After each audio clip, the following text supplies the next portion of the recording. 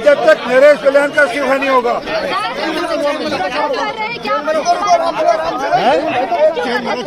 देखिए, अरविंद केजरीवाल भ्रष्टाचार में इस हद तक गिर चुके हैं कि अब उन्होंने रंगदारी शुरू कर दी है। खुलेआम झगड़ा हो गया और गोलाबारी हो गई, जो आज तक भारत में कभी नहीं हुई कि सेंट्रल फोर्सेस और लोकल पुलिस के बीच में झगड़ा हो जाए।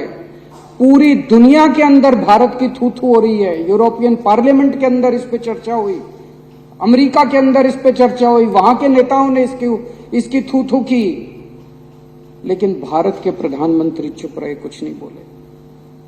और एक दिन जब एक वीडियो चारों तरफ सर्कुलेट हुआ जिसमें हमारी 2 या 3 बहनों को निर्वस्त्र करके सड़क के ऊपर घुमाया गया और उनके साथ खुलेआम सरेआम कई लोगों ने मिलकर गलत काम किया, तब भी प्रधानमंत्री जी चुप रहे। उनके मुख्यमंत्री कहते हैं ये कोई आइसोलेटेड इंसिडेंट नहीं है, यहां तो ये रोज ही हो रहा है। मैं ये पूछना चाहता हूं कि एक देश का प्रधानमंत्री एक पिता के समान होता है सबके लिए। वो जो बेटियां जिनके साथ ये गलत काम किया जा रहा था, या इतनी बेटियों के साथ उनके मुख्यमंत्री का बीरेन्द्र सिंह का कहना है कि ये तो रोज हो रहा है। यहां पे लोग प्रधानमंत्री को रोज याद नहीं करते।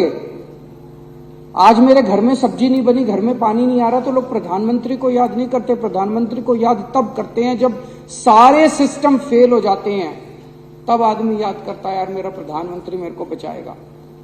उन महिलाओं के लिए तो सब कुछ फेल हो गया था जिनको निर्वस्त्र करके वहां पे खुलेआम सड़कों पे घुमाया गया और खुलेआम उनके साथ गलत काम किया गया।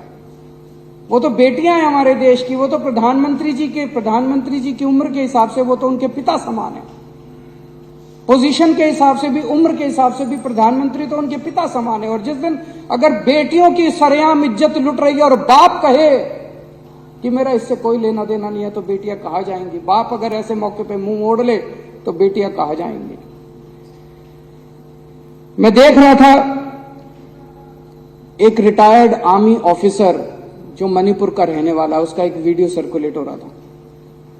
वो प्रधानमंत्री मोदी जी का बहुत बड़ा भक्त होता था, अंध भक्त होता था। उसका पिछला ट्विटर अकाउंट उठा के देखो, उसने मोदी जी के लिए अंध भक्ति में पिछले कई सालों से खूब ट्वीट किए हुए हैं।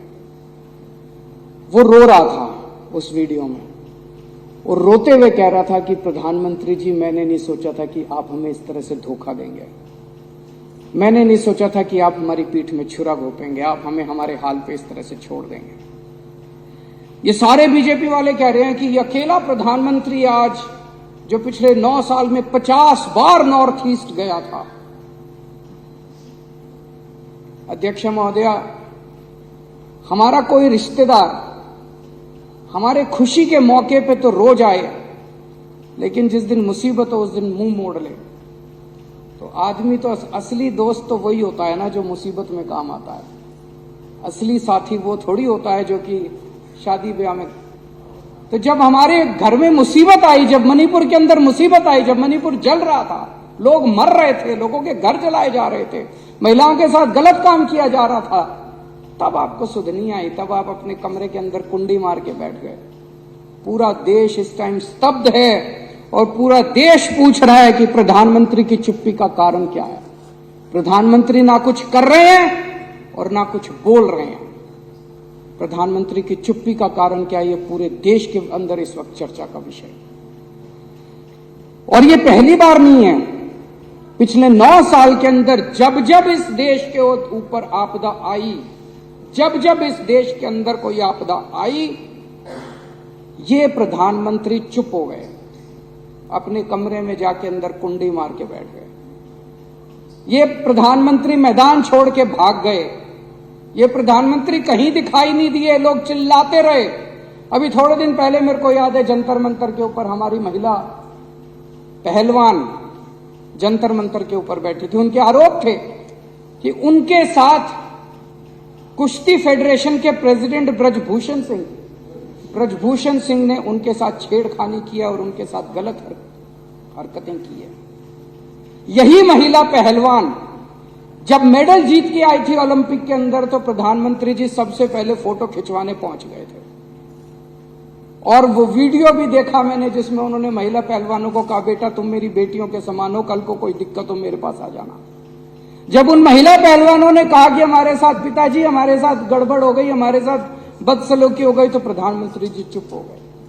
प्रधानमंत्री जी ने चुप्पी साध ली।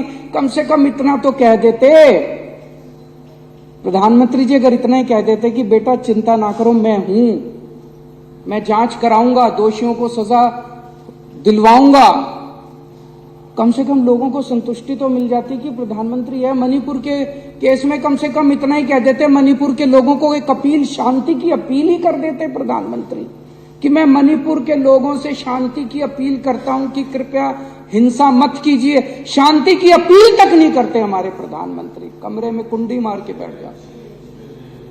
जब ये महिला पहलवान थी, महिला पहलवानों को एक अपील कर देते, वो तो बेचारी केवल प्रधानमंत्री से 2 शब्द सुनने के लिए बेताब थी। अगर वो कह देते कि बेटा चिंता ना करो, जिसने भी तुम्हारे साथ गड़बड़ किया मैं उनको बख्शूंगा नहीं। उन्होंने क्या किया? सुप्रीम कोर्ट जाना पड़ा इन बिचारी महिला पहलवानों को एक एफआईआर दर्ज कराने के लिए, एक एफआईआर दर्ज कराने के लिए। ऐसे प्रधानमंत्री हैं। जब चाइना पिछले 9 साल से चाइना हमें आंख दिखा रहा है, जब देखो चाइना हमें आंख दिखा रहा है, प्रधानमंत्री जी चुप हैं, प्रधानमंत्री जी के मुंह बंद है, प्रधानमंत्री के मुंह से चाइना शब्द नहीं निकलता इस प्रधानमंत्री के मुंह से।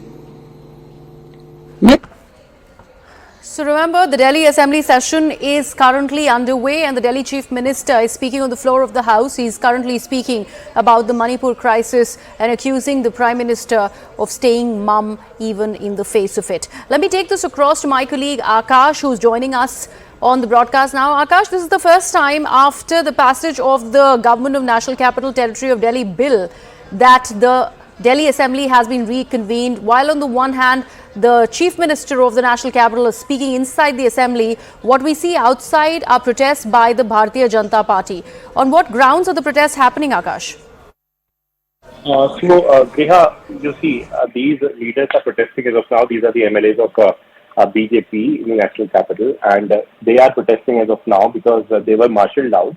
And the reason why they were sent out of the assembly was because they were protesting.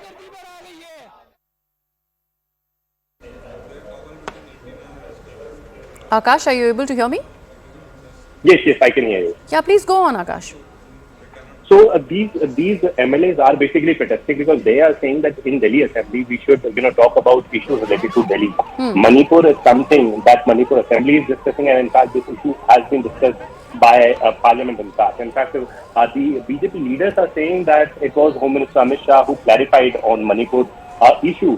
But as far as Delhi Assembly is concerned, so this particular session is called for the issues related to Delhi, and we should talk about Delhi. This is what their argument was. In fact, they were categorically saying, and in fact they were accusing Aam Aadmi Party government of promoting hatred and promoting the sort of incidents that have happened.